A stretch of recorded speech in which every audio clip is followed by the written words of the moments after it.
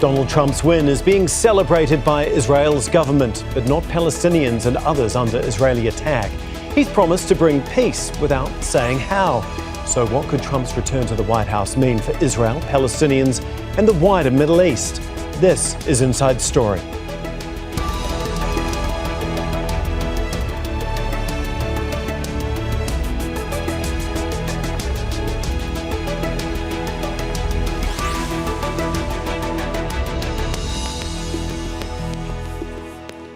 Hello, welcome to the programme. I'm Tom McRae. It wasn't much of a secret that Israeli Prime Minister Benjamin Netanyahu was hoping for a Donald Trump victory. Last time in office, Trump was surrounded by hardline Zionists and supporters of Israel and described by Netanyahu as the most pro-Israeli US president ever. Well, since Trump was ousted in his first presidency by Joe Biden in 2020, the situation for Palestinians has gone from bad to catastrophic. Backed by American arms, money and political support, Israel's war on Gaza has killed more than 43,000 of them. Trump says he'll bring peace to the Middle East, just as he promised last time with his so-called deal of the century that went nowhere. And the situation has worsened since then, hugely so for Palestinians, but also in terms of regional tensions. Israel is to be found at the centre of most of these, attacking Lebanon, Iran, Syria, Yemen and other targets in the region. So what can Israel, the Palestinians and the wider Middle East expect from Trump's second presidency? And who might feel hopeful and who might be the most worried? We'll discuss this and lots more with our guests shortly. But first, this report from Hamza Mohammed. When Donald Trump was in office last time, he was widely seen as Israel's most supportive US president. Well, there, look what happened. Is this crazy? And after his election victory this week, Israeli Prime Minister Benjamin Netanyahu was quick to congratulate him. He says Trump's return is a boost for relations between the United States and Israel.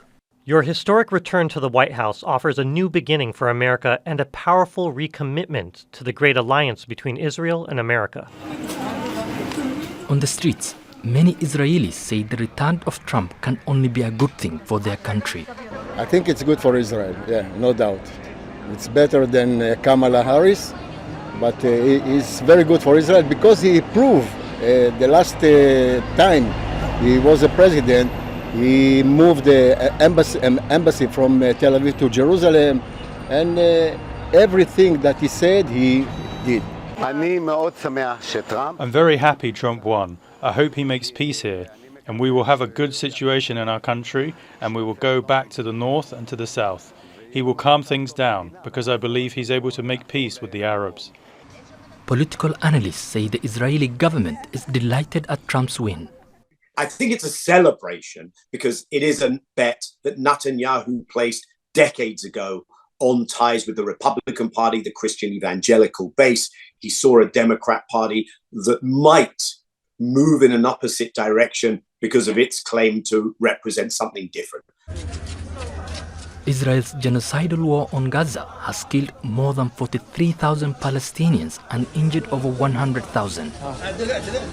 The US supplied Israel with weapons and funding, despite reported poor relations between President Joe Biden and Netanyahu. But many Palestinians in Gaza say nothing will change under Trump's presidency. Whether it's Trump or another president, nothing will change for the Palestinians. Unfortunately, Trump and the others support the Zionists. Some experts say it's unclear how Trump will act. I think the only thing that would bring them to an end is real pressure on the Israelis to bring them to an end, to bring an end to the genocide in Gaza and the war in Lebanon and the tensions with Iran. Whether Trump is willing to take that type of step is a complete unknown.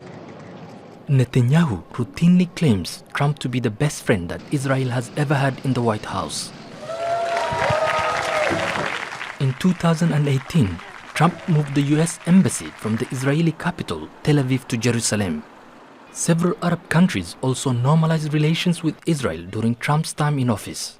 He's promised to bring peace to the Middle East without saying how. And his tough position on Iran that's in line with Netanyahu's is adding to fears that conflict in the region could escalate. Hamza Mohammed, Al Jazeera, for Inside Story. Well, let's bring in our guests now. In Tel Aviv is Alon Pinkas. He is a former Israeli government advisor and diplomat. In Paris, Nadim Houry is the executive director of the Arab Reform Initiative. Also in Tel Aviv, Mairav Zonszein is the senior Israeli analyst at the International Crisis Group think tank. Thank you very much for being with us here on Inside Story today. First of all, Alon, if I can begin with you. I mean, you obviously have extensive experience when it comes to Israeli-US relations. Exactly what changes now that Trump has been re-elected? Look, in the immediate run, probably not much. But Mr. Netanyahu banked and now banks on Donald Trump for three separate reasons. One, he's ideologically akin to him. He's ideologically close to him. They are both wannabe tyrants. They both want to install semi or quasi-authoritarian rule in their countries. So in that respect, on the ideological level, they're in sync. Second, Mr. Netanyahu thinks that a President Trump would not lean on him at all on the Palestinian issue. And he's probably right, because Trump is not invested in that issue, doesn't care much about that issue, at this point at least, or judging by past experiences, and would certainly not push Netanyahu to engage in a political process. I don't even want to call it a peace process, but a political process with the Palestinians. The third is that Mr. Netanyahu is absolutely certain, and he may be right again, that Trump is not going to interfere or exert any pressure on his constitutional coup, the one that he's been instigating in Israel since January of 23. Now, I don't know what Trump's policies in the Middle East are going to be, but let me say the following without the benefit of knowledge. Trump is much more attuned to what the Saudis will tell him than to what Netanyahu will tell him, number one. Number two, we still do not know whether Trump intends to be tough with Iran or whether, because Joe Biden, the current president, wasn't successful, he will re-engage with the Iranians on a new nuclear deal just to prove a point that he could make a deal where no one else did. He's the one, remember, who in 2018, who reneged on the deal and withdrew unilaterally from it. So while Mr. Netanyahu may be looking forward to this and coming out with all these hollow cliches about what a great president he was and what a great friend he was, that's a lot of nonsense. I think that the next few months may prove him wrong. Well, yeah, like everyone will be watching and waiting to see exactly how things play out. Nadim, Netanyahu said that he's one of the first to congratulate Trump. As we've heard, obviously they have a very, very close relationship. They are aligned on many things. Trump said he wants to end the war, though, by the time of his inauguration on January the 20th. Nadim, is that something that you see happening, that Netanyahu is actually going to want to do that? And if so, how does he go about doing it? Oh, that's a good question because, Trump loved these sorts of announcements, right? It makes him appear as a successful decision maker. I want this done. You have to comply. But he's not saying war done on what terms and how sustainable will any ceasefire be. What is clear, I think there will be pressure on Netanyahu and probably even a desire by Netanyahu, because there's internal pressure within Israel to try to end, quote unquote, the war in Lebanon, and also to provide some sort of roadmap in Gaza. I think this sort of never-ending war doesn't suit anyone. Now, what is the sort of new concrete support that President Trump can bring? What is the leverage that Netanyahu has today to bring these wars to an end? That's not clear to me, because we just heard the Secretary General of Hezbollah speak yesterday, and he was very clear. I mean, Hezbollah is not going to fold. They're not going to just accept defeat or stop firing rockets because President Trump wants them to. And we've also seen that Hamas, despite the incredible destruction in Gaza and all the losses they suffered, they can still show some form of symbolic armed resistance in Gaza. So I don't think, the conflicts are not going to disappear simply because Trump said so, or because Trump, acts more decisively than Biden or says certain things. I mean, we've seen a current U.S. administration under Biden that has actually opened full support to Israel so far, with perhaps the exception of striking Iran's nuclear assets or nuclear reactors and Iran's oil facilities. It's hard to believe that anyone could be more pro-Israeli than Joe Biden, but as we've heard Netanyahu say, that Trump definitely is. Mairav, I mean, how big a relief is Trump's win for Netanyahu's coalition? Obviously, he had made no secret of the fact that he was hoping that Trump would win. I mean, does that give them immunity to carry on and do exactly what they want, how they want, when they want? Well, as we've been saying, I mean, under Biden, Israel has largely done what it wants. And this next 2 months of a lame duck Biden is also very up in the air. The U.S. just sent offensive weapons here, B-52 bombers. So we have to see how that plays out with Iran. But in terms of Trump's win, I mean, the far right, settler far right in the coalition is very happy. There's been calls before Trump won, now that he has won, to apply sovereignty, to fully annex the West Bank. This is an open agenda, an open platform by the government. And it's also something that's been happening on the ground in the shadow of the Gaza war and the Lebanon war. So we haven't heard necessarily as much about it, but the West Bank is being reorganized. The occupation, the way it functions, the civil authorities that Bezalel Smotrich has taken as finance minister and as minister in the defense ministry. So these things are bound to be accelerated both now and in the post-Trump period. I mean, his former ambassador, David Friedman, just published a book on how and why Israel should annex the West Bank.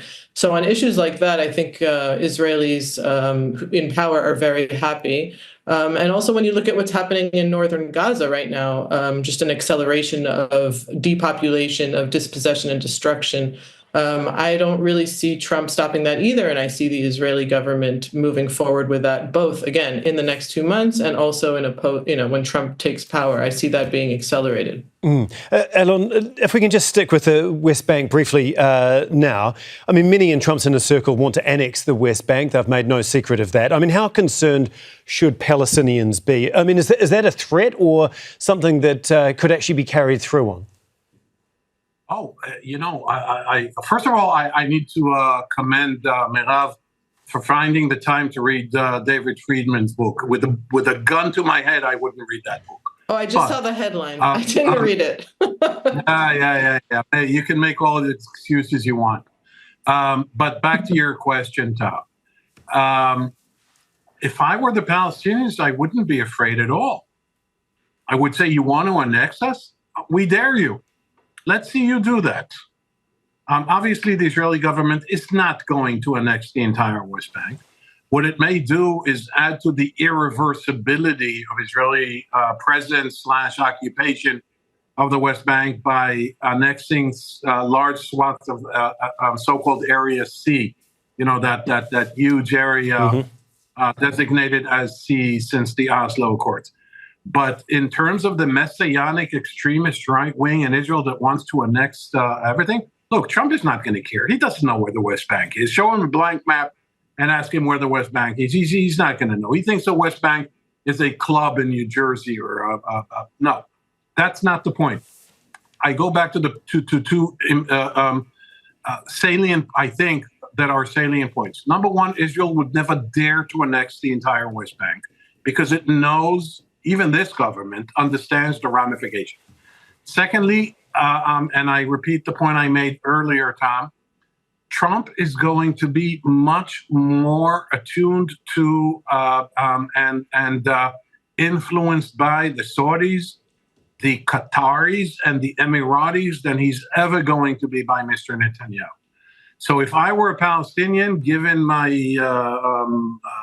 my frustration with the Obama administration, with the Trump administration, with the Biden administration, and now with the new fast forward Trump administration, I would tell the Israelis, let's see you, we dare you. Okay. Let's stick with the Palestinian people, because arguably they have going to bear the brunt of the impact of whatever Trump decides or allows to happen when it comes to Israel and the whole region. Nadim, as we know, can you just explain what potentially could be the dire consequences for Palestinians in the next 4 years with Trump in charge? Look, we know what Trump's first term was like, particularly in terms of recognizing the annexation of the Golan Heights. We also know that many of the key financial supporters of Donald Trump, including people like Miriam Adelson and others, fully support the sort of messianic settlement movement in Israel. So I think I agree that the biggest fear would be on the West Bank and sort of continuation of this policy we already saw over the first term of moving the embassy to Jerusalem, and potentially second term recognizing more and more Israel's sovereignty over larger and larger parts of the West Bank. Now, this would probably be a continuation. I think the current U.S. administration under Biden would, never really oppose the settlement endeavor. It would try to say things. So it never fully legitimized it, but never fully supported. I think under Trump, we might see more explicit support and these sort of symbolic gestures that he likes to do that then opens the way for others. There's also, I think, a second step, and I think there Netanyahu is probably feeling more comfortable with this, is Trump will probably give him, I would say, more immunity internationally. Again, we've been waiting now for 5 months for the judges and the International Criminal Court to look at the arrest warrants that the ICC prosecutor requested against Netanyahu. The U.S. under any administration has never been a big fan of the ICC, but actually Trump would totally undermine the ICC, I think, for his quote-unquote friend Netanyahu. And finally, I would just add one point. I agree. The key issue is going to be how does Trump at this stage balance between the interests of Arab Gulf states and of Israel? During his first administration, there was a general alignment as seeing Iran as the main threat. Now, most of the Gulf countries still see Iran as a key threat, but many of them have made some form of rapprochement with Iran. We saw the Chinese mediated rapprochement between Saudi and Iran. Qatar has good relations, and even the UAE has better relations with Iran today. So how will Trump sort of navigate these two key allies, I think is probably where there is some space there to push for Palestinian rights, recognizing, however, that the UAE and Saudi are no longer on the same page. I think the UAE would probably be happy to kind of sacrifice Palestinian rights. I think the Crown Prince in Saudi has to take into account more internal considerations around that, as they've made it very, very clear. They actually now have staked a lot of their legitimacy and credibility behind this sort of renewed push for a two-state deal, sort of a renewed offer from the Beirut peace deal they offered about, I guess now 18 years ago. Okay. Mairav, if we can just briefly talk about UNRWA, because the Knesset, as we know, passed several laws banning them from operating on Israeli-controlled territory only a week ago. Trump actually cut off US funding to the UN agency in 2018 when he was last president. I mean, what will a second Trump presidency actually mean for the millions of people that rely on that agency every single day? Well, I think, you pretty much had the answer in the question. Israel has now legislated what it has wanted to do for quite a while, and it did so without finding alternatives and replacements, which is something that I think it wanted to do, but October 7th just made it kind of accelerated in a way that they would just basically get rid of UNRWA and really, when I ask Israeli officials, in the IDF at least, what this means, and they don't have a good answer for how they're going to deal with it in the West Bank, in East Jerusalem, and in Gaza. So this is something that Trump is not going to, reverse that. And as Nadim was saying, the the kind of war that Israel has been waging against international institutions, international law. This is something that Trump and Netanyahu are very aligned on, both in their foreign policies and domestically. I mean, we haven't talked about it, but Netanyahu he just fired his defense minister. He's buttressed his coalition. He's stabilized it. He's solidified his place in power. And part of doing that is also fending off international arrest warrants and international law. And he's doing that, and he's remaining in power, and he's also averting his own, trial for corruption, and he has, various other scandals and security breaches that he's dealing with now. And so this is, and very similar to Trump, and it's all part of the same process of undermining the rule of law. And so this is all going to be accelerated, both internally in Israel and, of course, with regards to the Palestinians. OK, I want to get on to Iran because we've only got about 7 or 8 minutes left in the discussion.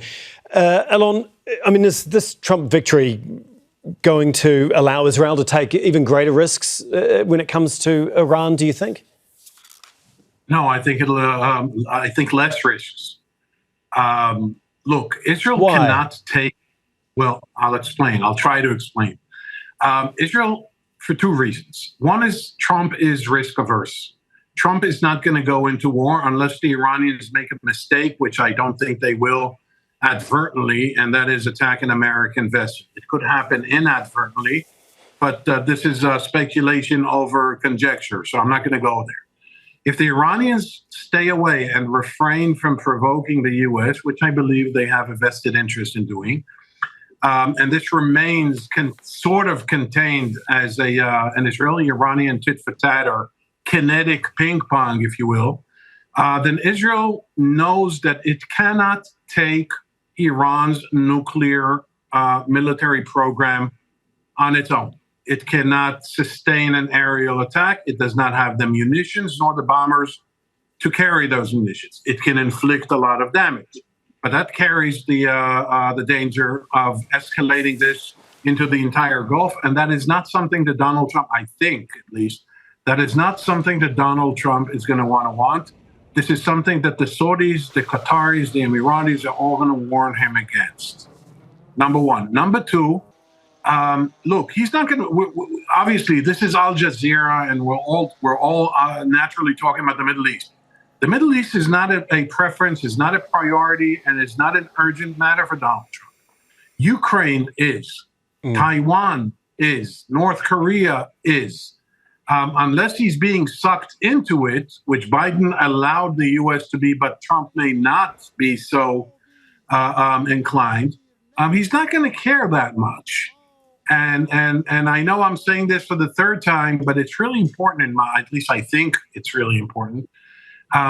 Trump is very impressionable, is more rather impressionable by the Saudis than he's ever going to be by Netanyahu.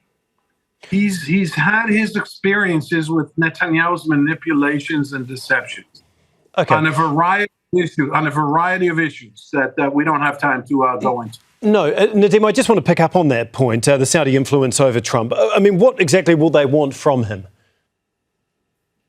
Look, I think Saudi now diplomatically has invested itself again in a 2-state solution. They've publicly adopted it as their proposal. Will Trump be willing to push the Israelis in that direction? I don't think so. So I don't think there's going to be much traction to kind of quote unquote resolve or address in any permanent way the Israeli-Palestinian issue under Trump or in the coming years. The Saudis will want more security guarantees, which was actually basically what they were getting from Biden. They'll maybe get it with a bit more gear, but they're not going to get the full package that they want. So I actually don't see, in a way, a Trump administration radically changing the balance of power in the region, or coming up with a new wave of deals like we saw during the first term of Trump with the Abraham Accords, mostly because Gaza happened in between. And I don't see any Arab country right now lining up to sign a peace deal with Israel, even if Trump tries to sweeten it. So I agree. I think we're looking, with the general analysis of it's going to be more of the same. Netanyahu is going to sleep better at night. There will be some pressure, I think, particularly around the Golan Heights, possibly around northern Gaza, of pushing for more settlements. We'll probably see UAE trying to centralize a role in sort of in Gaza and the administration. I wouldn't be surprised if we hear a lot more about Mohammed Dahlan and others. He's the UAE sort of point person, a Palestinian who's UAE's been championing to go back and try to govern Gaza. But on the larger dynamics, I just don't see it. We'll have to wait to see who Donald Trump is going to staff, particularly on his foreign policy team. Are they all going to be hawks? And between the sort of ideology of some of these hawks and also his desire not to get, bogged down in another major regional conflict, we'll have to see, how these equities end up settling. Yeah, Mairav, if we can finish the discussion talking about Gaza. You touched on this before and the horrific conditions that people have been facing there for more than a year now, especially in the north over the last month or so, which has just been besieged by Israeli bombardments, especially, and multiple attacks there. Does Trump's re-election, does that change anything for the people living in Gaza right now? I mean, I think they probably, it can always get worse, even though it's hard to imagine how things could get worse. But I think in the geopolitical scheme of things that my other panelists have been talking about, Trump likes winners. He doesn't like losers. Netanyahu started this war as a loser, and now he's regained popularity. He's given a major blow to the Axis, to Iran, to Hezbollah. And so now maybe he's seen as a winner by Trump. And so Trump wants to go with that. And if he wants to go with that, then the only thing I think that would change that dynamic of continuing to destroy Gaza, possibly eventually resettle Gaza, and whether Israel does that or not doesn't matter. Israel de facto controls Gaza, and it's a big mess as far as what the day after is going to look like. But the one thing that could change that calculus, which I disagree to an extent with Nadim, is that Saudi and Trump could decide that some kind of plan that is off the Abraham Accords, that looks like a two-state solution, but everybody understands is not a viable two-state solution, could be put on the table. And that could be the one thing that would maybe change things. And Netanyahu does, I think, still want Saudi normalization. So that could change the dynamic. But otherwise, I don't see how Trump is going to be good for Palestinians, good for, any kind of stability in the region in that sense. But he has interests that could change the way the Biden administration has approached Israel's war on Gaza. Like so much of Trump's presidency, we just don't know exactly how it is going to play out. Alon, Nadim and Mairav, thank you so much for joining us here on Inside Story. We really appreciate your time. And thank you too for watching. You can see the program again anytime by visiting our website. That's aljazeera.com. And for further discussion, go to our Facebook page. That's facebook.com/AJ Inside Story. You can also join the conversation on X. Our handle is @AJ Inside Story. From me, Tom McRae, and the whole team here, bye for now.